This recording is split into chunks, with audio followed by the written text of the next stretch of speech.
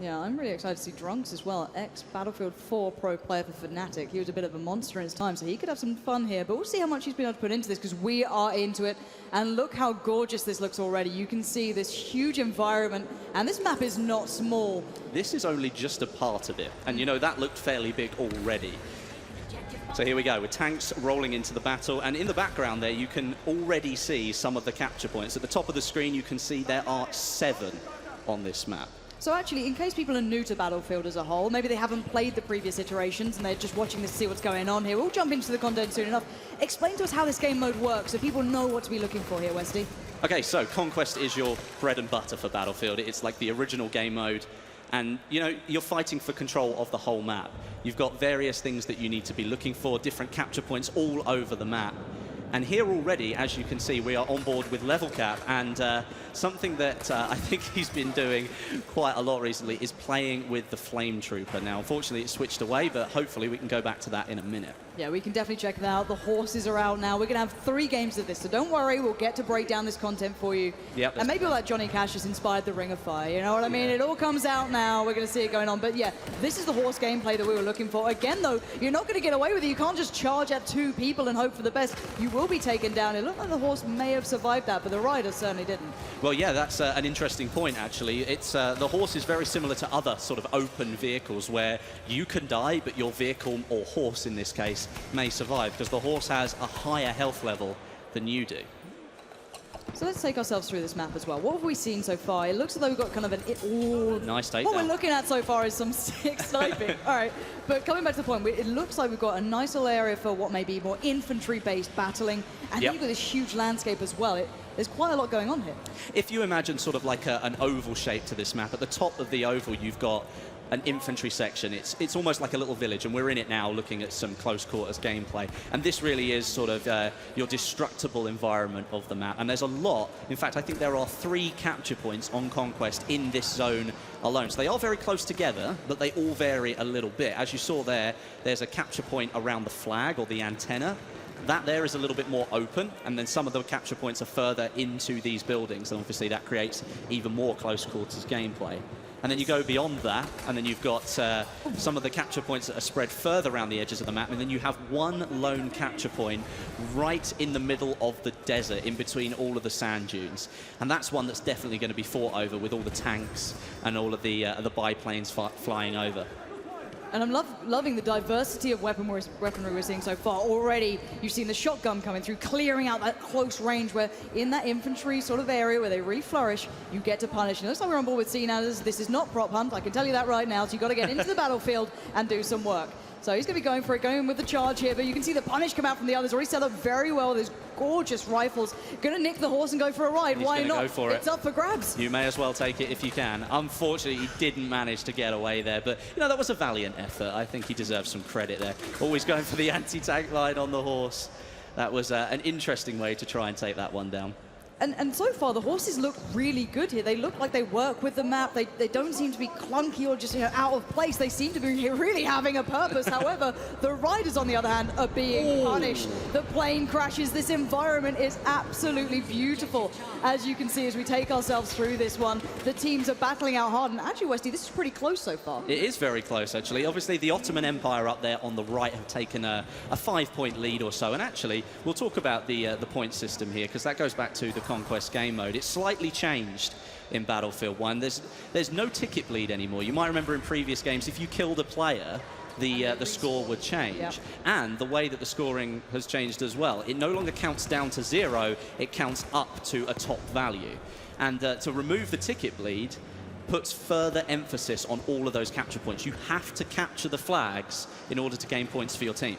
And I think that's such an intrinsic thing with Battlefield, though. You play for the team, you play for the objective. You can't just win on your own. You have to be as one, and focusing on taking those points down is part of the plan, and taking yourself towards the caps here.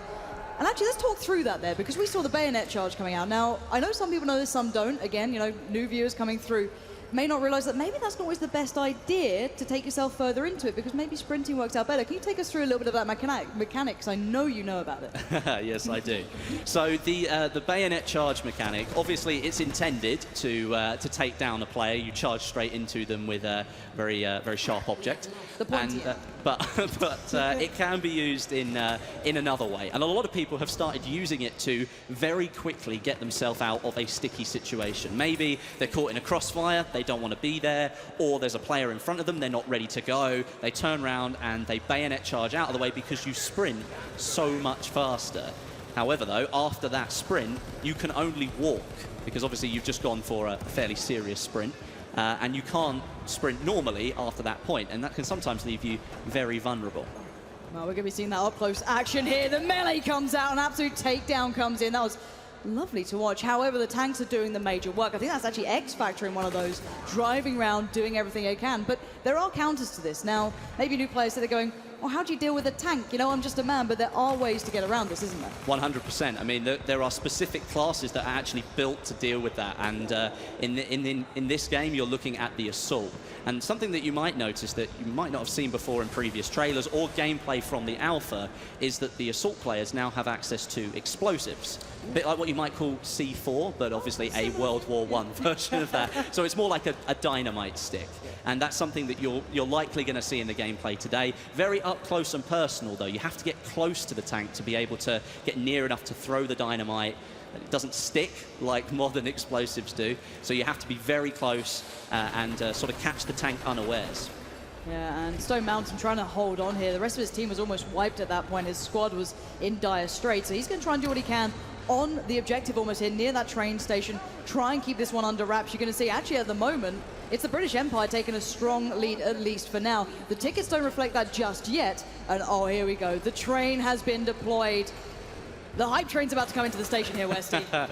Yes, this is actually a really interesting bit because even though it's a behemoth and yes, it's designed to change the game, it really depends on how you use it. If you don't use it correctly, then you could actually leave yourself more vulnerable. It could go very quickly indeed, and then you've lost your chance to sort of change the tide of the battle. And let's go down that route, actually, because we're going to see it in action very, very soon. The point is, it doesn't really get to the capture points, does it? It only really goes by one. It has an effect on a second. It does do damage. There's no disputing that. Here comes the train now. And yes, it is on rails for anyone else out there who wants to make a joke about that. No, it is on rails, and it features 6 different seats, plenty of cannons on the side. It's actually got an anti-air cannon as well, so it is extremely powerful, not only to ground units, but people up in the sky really do need to pay attention as well. Now, speaking of up in the sky, though, there has to be a counter to this, as you said. There are ways to play around these behemoths, because we saw on that first map, people were kind of unsure how to deal with it the first time. Then you see that everyone coming together, taking it down and working through it. How do you deal with that train?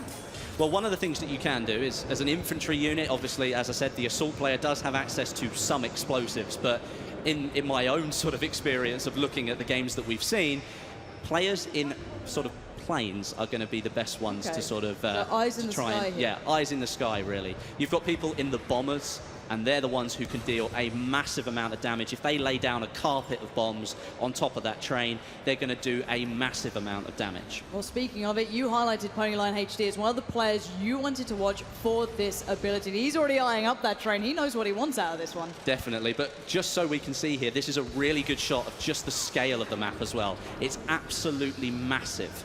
It is a huge map. You can see the objective off in the middle there. He's taking some serious damage, but he's going to come in, I think, for another strafe run if... Oh, he's going for the repair. He feels like he's safe enough to do that. But I think he's probably going to come in for another strafing run on that train. And this is the beauty of Battlefield as well. It's not just about your infantry. It's up in the air. It's up in the skies. We're seeing those dogfights coming through. And now here comes that run again. The hit and run. Ponyline HD needs to back out of this. He's got to be careful. He is taking fire as well. They're not letting him just get away with this. And that's it. The armored train took him out completely. Wow, that really does show the power of that train there. That's something that you do have to note, though, is that people up in the planes may be the best people to try and take this thing out, but you leave yourself extremely exposed to everything else up there as well, because you're concentrating on something on the ground, not the other plane that's now behind you shooting at you. And also, let's bear in mind, because a lot of people get nervous about this stuff, you know, how's that going to work? Is it balanced? Is it not? Keep your eyes on the tickets. They haven't gone drastically in one favor. It's more even the scoreboard. It's meant to be able to turn the tide of the war almost, and Oh, we've got a little bit of action. Oh, he was... Cyber Wolf and whiffs the pistol Oh. shot. You're going to get punished there. The MP18 trench gun is going to deal with you very swiftly. They tried to go for like a sneaky melee kill, but it didn't quite pay off. And you know what? It happens to me all the time. You try and go for it, and then the person turns around at the last minute, and of course they're the one standing there with a fully automatic weapon whilst you've got a bolt-action rifle. So, and that again is the beauty of Battlefield. It's the rock, paper, scissors mechanic. Everything has a counter. If you're going in for the melee, you better be aware that that person could turn around at any moment, and you've left yourself extremely vulnerable. Who have we got here? This is Driftor. He's taking the tank into perhaps uncharted territory, into a more infantry part of the map, but of course he's putting a lot of power behind those infantry units there. Yeah, that's certainly going to do some great damage, but already you can still find this infantry battle going on. These buildings allow for perfect cover.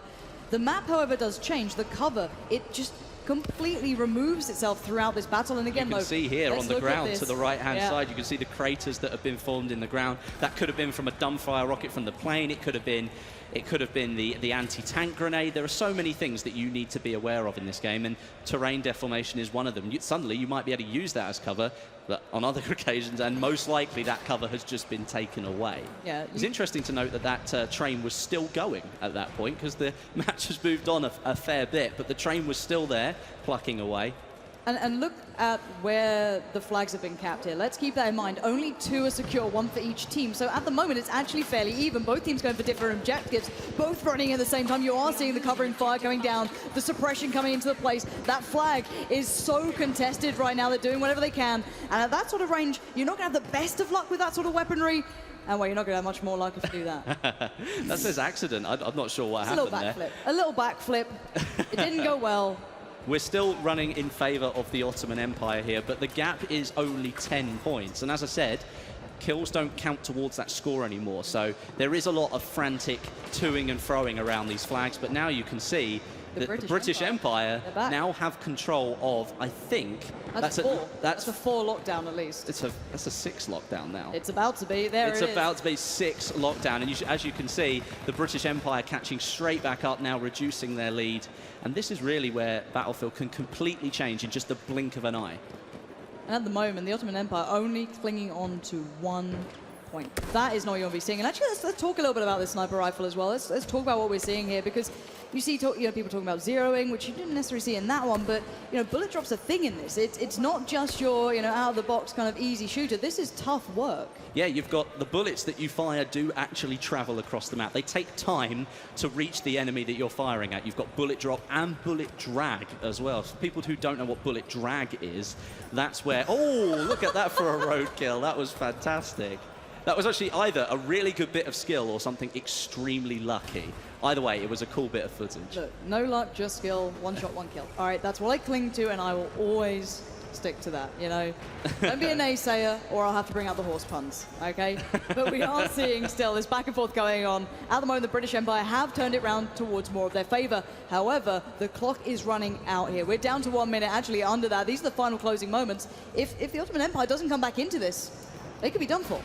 Well, looking at it now, I'd find it extremely unlikely if the Ottoman Empire really managed to pull anything back at this stage. Only 45 seconds to go. They have taken back a couple of points, but they appear to be losing them just as quickly as they're taking them. Perhaps the players on the map, their distribution isn't great at the end of the round. Maybe they're just frantically trying to capture whatever they can. And that's part of Battlefield. It forces you to change what you're doing. Suddenly you've got to focus on something different. I mean, there are 64 players playing here, so there's always something different that's going to happen. All right. And Azel, what have you got here? He's capturing, at least. Yeah, he is capturing. He's actually doing some damage. He's trying to take out the... trying to take out one of the planes, but we are coming very close to the end of the round now, just 10 seconds to go. And that's a nice way to finish the round, I think. A good overview of the map and our first round of Battlefield 1 on the desert. There it is, ladies and gents. What a way to close it out. A brilliant first impression here of this gameplay on this new environment that we hadn't really seen tested out yet.